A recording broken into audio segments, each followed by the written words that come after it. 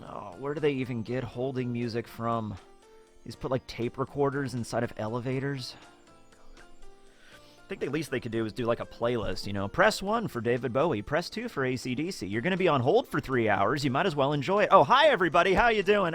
Sorry, video's a little bit delayed. I wanted to do a video today about devil fruits, right? And actually delve into the mysteries of devil fruits. Like finally figure out like what they're all about. I have a list of questions here. The origin of devil fruits. How does reincarnation work? You know, what was the first devil fruit? You know, that's a question. So, you know, I have a devil fruit here, and I look on the bottom, and sure enough, there's a customer support helpline.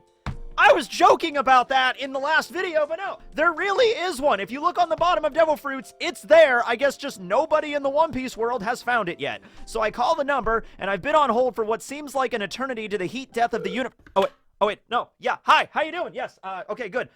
So, as I told the first 6 people that I was on the call with, I have a devil fruit here, and I just want to know how it works. Like, I just have some questions. Like, can you answer them for me?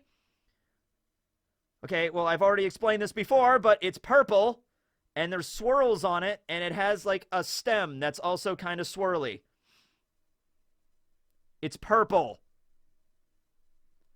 Okay, it's like a mix between red and blue. It's purple. Can you Google this, please? Okay, you know what? I've had enough of this. I want to speak to your manager, sir.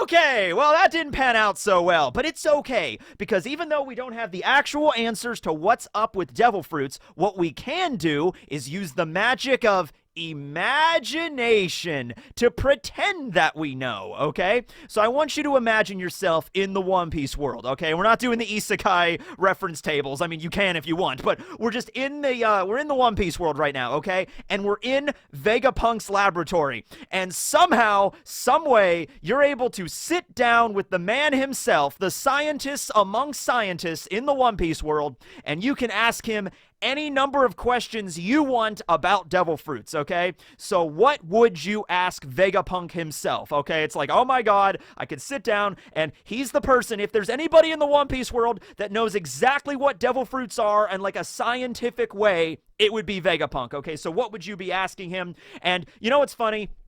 I don't know if the Straw Hats are ever actually going to meet Vegapunk. They might very well, because, you know, Frankie studied at his laboratory and made all of his technology and everything. It would actually be really interesting if Frankie could meet him and Vegapunk was like, did you break into my childhood home and then steal a bunch of technology and then graft it to yourself so you can fire lasers and use nipple lights? And Frankie's like, yes. And Vegapunk's like, why, you magnificent cyborg man, you're taking science to a level I never even fathomed before, or something like that. I think Frankie and Vegapunk would actually get along really well. I don't know if, like, it's gonna be a scene where all the Straw Hats arrive at, like, Vegapunk's laboratory, and they're walking around, and Vegapunk's like, ah, yes, I've been studying the phenomenon of devil fruits for several decades now. In fact, centuries. I'm, in fact, a cyborg, you know? I've been alive for 450 years. You know, and it would be funny if that did happen, because you can just imagine, like, Luffy, like, and Chopper messing around with random stuff in the lab. Like, they're not even paying attention. They don't care about the origin of devil fruits. They're just, like, messing around in Vegapunk's laboratory. Meanwhile, like, Frankie and Robin are, like, actually paying attention. Jinbei probably would, too. And, like, Zoro doesn't care. He's, like, taking a nap somewhere or whatever. You know, it's that kind of stuff. I don't know if that would happen. It would be funny. But if it ever did happen, I have a feeling that, you know, they're not going to ask all of the important questions. It might be a thing where Oda might even leave some of it up to our interpretation. Like, maybe not every single last secret of devil fruits would ever be mentioned. Maybe he might reveal all of them in, like, SBSs later or whatever. But I have a list here. So if I was sitting across from Vegapunk, first question I want to ask is, what is the origin of devil fruits? Where did they come from? And more specifically, how long ago did they pop into existence? existence, right? Is it like an evolution thing? Did they just naturally occur on the planet? When did this happen, you know? I like to think they're not natural, they're artificial. Like something happened to, you know, trigger the creation of devil fruits, whether that be probably something during the Void Century. I guess that would be my main question. Like, did devil fruits exist before the Void Century, or was it not until the Void Century that they popped into existence? Was it like a magical tree? Was it a tree where all the devil fruits like originated from? You know, was it like maybe not a tree necessarily, but any sort of plant, you know, like a bush or something where they, you know, originally popped up? A vine? You know, how did they work? You know, exactly. Like, what were the first batch of devil fruits? What did they look like?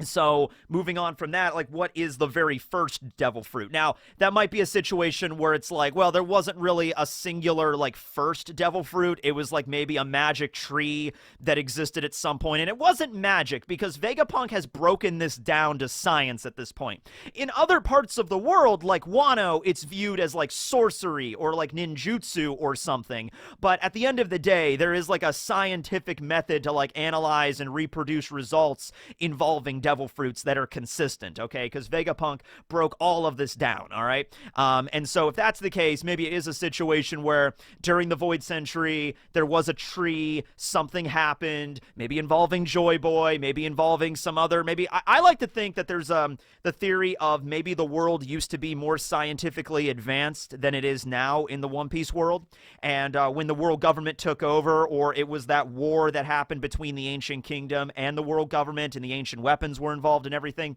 that basically knocked the world back a few hundred years, maybe even a few thousand years. Maybe the world was even more technologically advanced than it is today, and it was because of the world government that it got knocked back into like the 1500s, 1600s. And you know what's crazy? I always kind of just wrote off the anachronistic technology in One Piece as just like, that's Oda's style. You know, like the fact that they're like on sailing vessels and stuff, but they still have electricity, they have refrigerators, they don't have the internet, but they don't have radio or anything. They have the Den Den Mushis that kind of cover all of that, but they have technology. And then there's like Vegapunk with like robots and cyborgs and stuff, right? And then like certain islands have more technology than others. Some are like way back in like maybe the 15 or 1600s. Others are more like steampunk, you know, maybe closer to like the 1800s, you know, and stuff like that. And so I always wrote that off as just like, oh, that's just Oda's style. What if that's on purpose? What if it was a situation where the world was super technologically advanced, even beyond what we have now?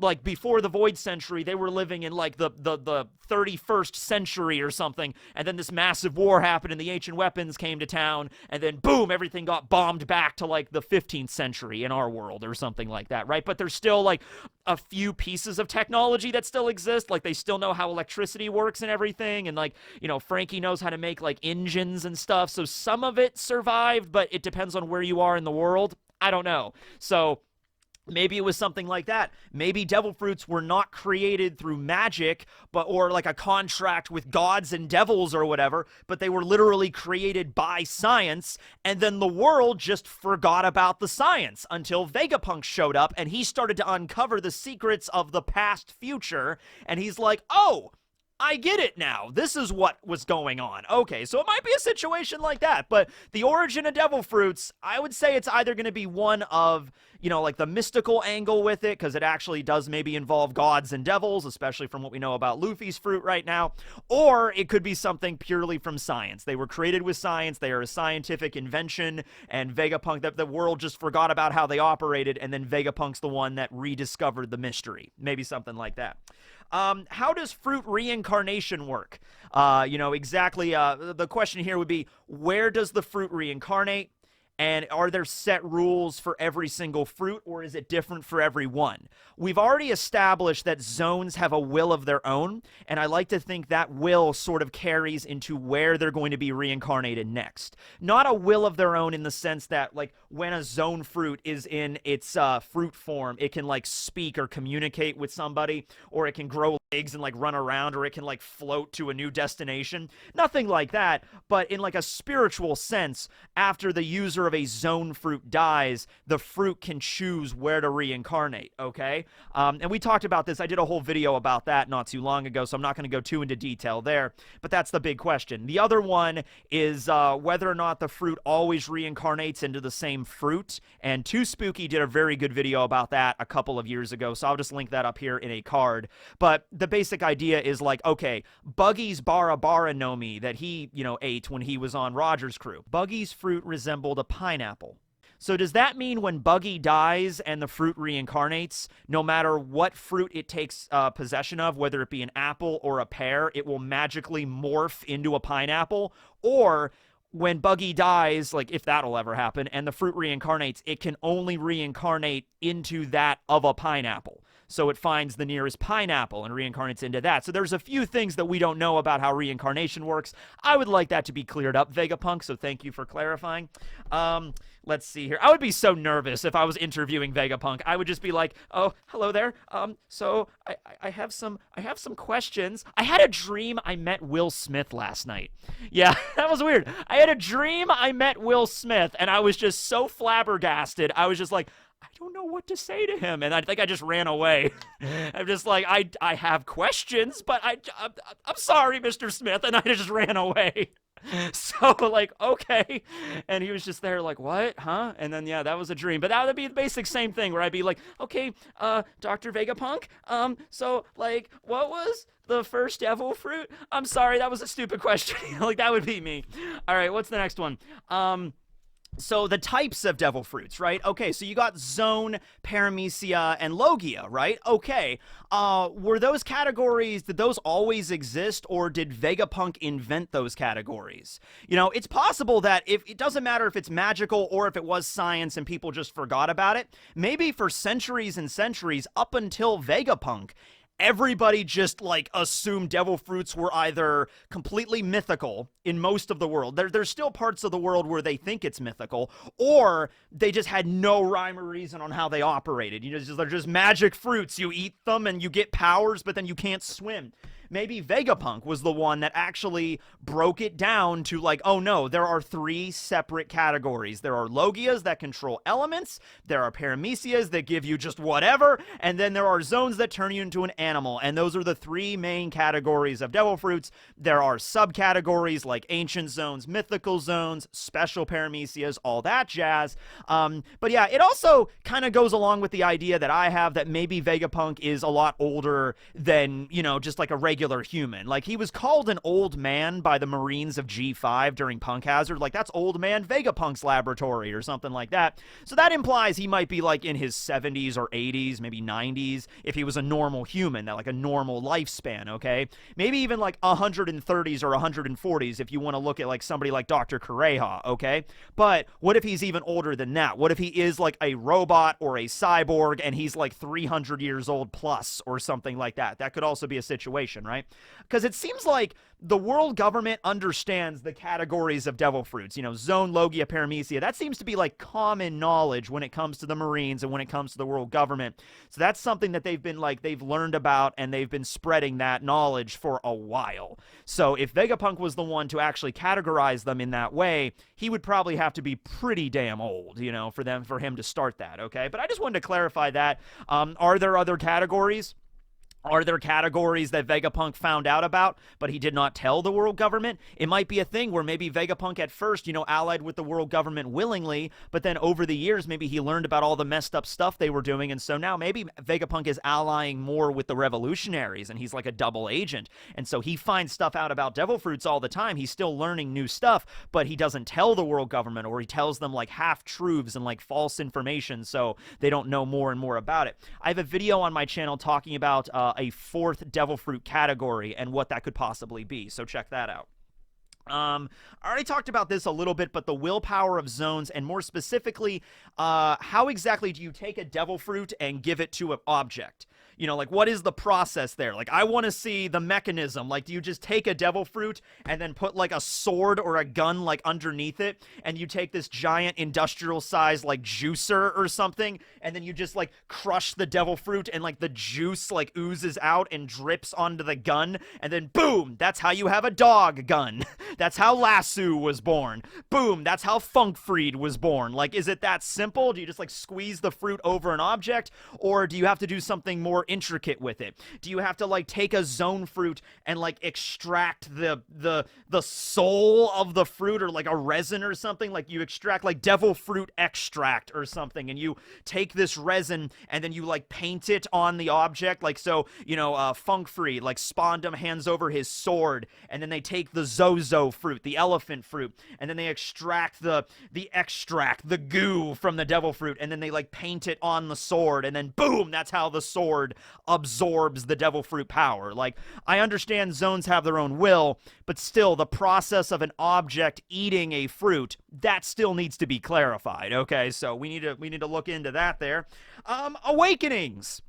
We're finding out a lot about awakenings lately, and this is, by the way, the reason I'm making this video now, because I really do genuinely feel, with all of the stuff, with all of the lore we have found out about devil fruits in just the last few chapters of One Piece, I genuinely feel at this point that is Oda setting it up that, like, we're going to find out about this soon. After Wano is concluded, that is going to be the moment in the story when Vegapunk's going to make his first appearance, and Oda said in an SBS like over 10 years ago, when Vegapunk shows up, that is when we're going to find out about devil fruits. That's the reason he's been kept in the shadows for so long. It's like Oda has a plan, like, when he shows up, that is when you know we're going to find out about this. And he's dropping all these hints and lore about mythical zones and, you know, Luffy's fruit and everything. And it's like zones have wills. And it's like, yeah, that's, I think, setting it up for then. So, with awakenings, though, does it depend on the user? Like, for example, Luffy eating the Hito Hito no Mi Mado Nika. Was it like because Luffy consumed this fruit and the fruit was like a perfect match for Luffy, he would be maybe, he would have an easier time of awakening it rather than like if somebody else were to eat this fruit that like was not compatible with it?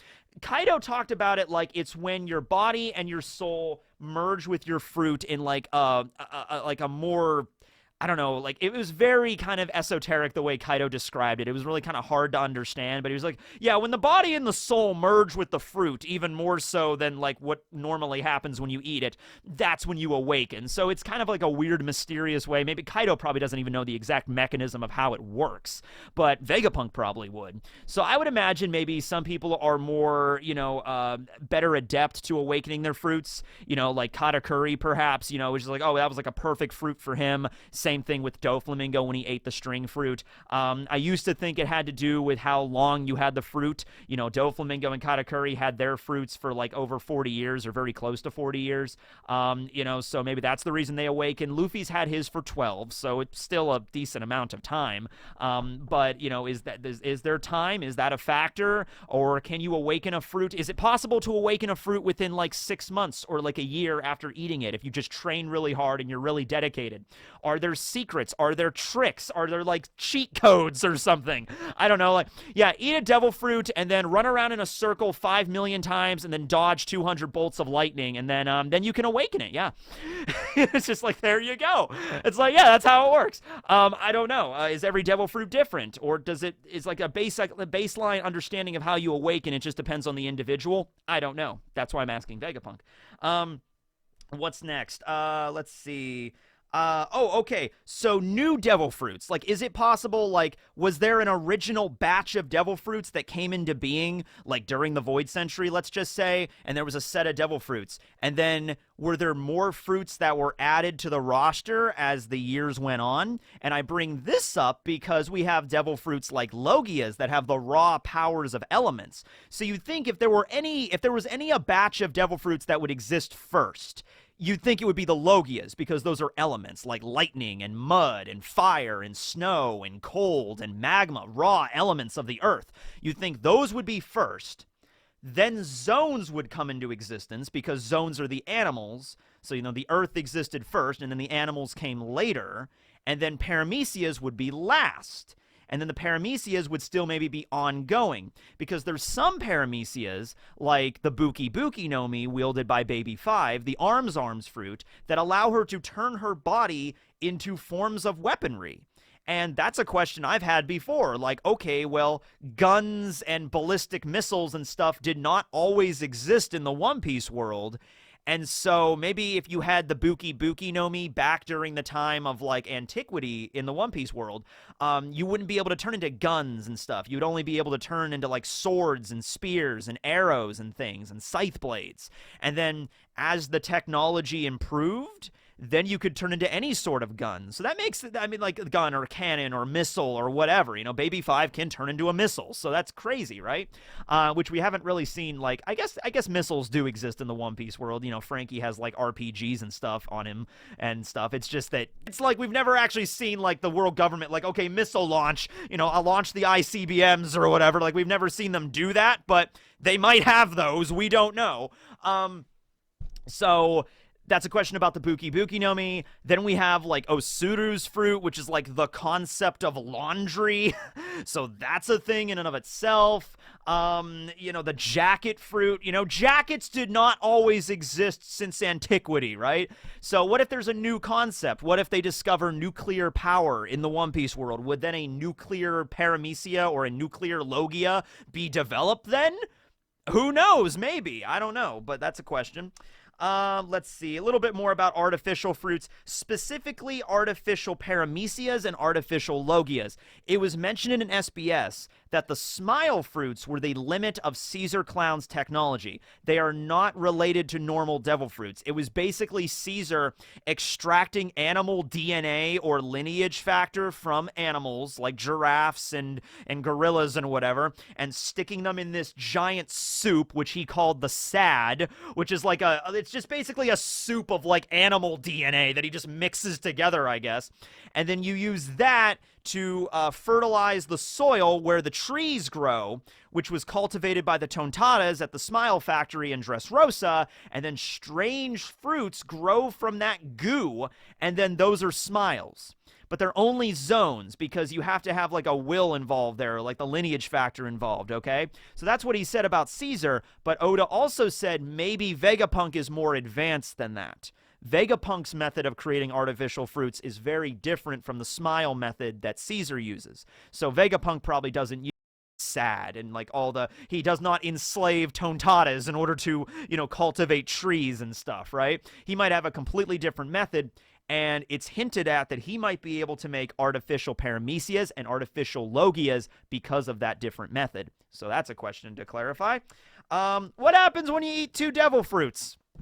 I've made videos about this before. Blueno says you blow up, It's like, and then you blow up. It's like, but, like, we've never actually seen somebody do that.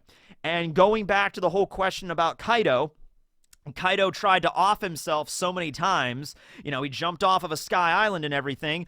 People asked for years and years, why didn't Kaido just jump into the water? If he's a devil fruit user, maybe that would have just ended him. But the problem with that is he has a fish fruit, so maybe he can breathe underwater. So that's the reason why jumping off into the ocean's not going to do anything to him. He just jumps into the ocean and he's like, all right, am I finally gone?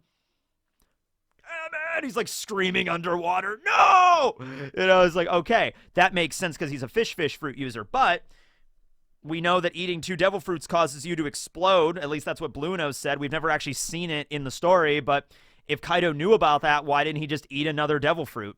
Just find any random devil fruit. It doesn't have to be another mythical zone or anything. You don't even have to waste the Makami fruit that Yamato has, with the mythical wolf. You don't even have to waste that one. Just find another random Paramecia somewhere in the Grand Line and just like, oh, finally. I mean, you're a member of a Yonko fleet. You can find other fruits. It's like, oh, finally, another devil fruit. All right, later, everyone. Oh, boom. Or it could be like a cartoon where his stomach like blows up and he like steam and smoke come out of him. Sort of like when Mr. 5 ate one of Usopp's explosives and he's just like, It's not very flavorful. You don't use good gunpowder, kid. And then Usopp's like, oh no. Could be something like that where he tried and it still failed. Actually, you know what? What if it's a situation where there is a devil fruit like hierarchy? Like devil fruits are just, some of them are just stronger than others, and especially zones, because zones have their own will. If Kaido had the dragon fruit for so long, for 38 years, ever since God Valley, and he trained with this dragon fruit, and it's very, very strong. It's one of the strongest devil fruits in the entire story that we've seen, all the stuff he can do, right? Easily the strongest zone, I would say.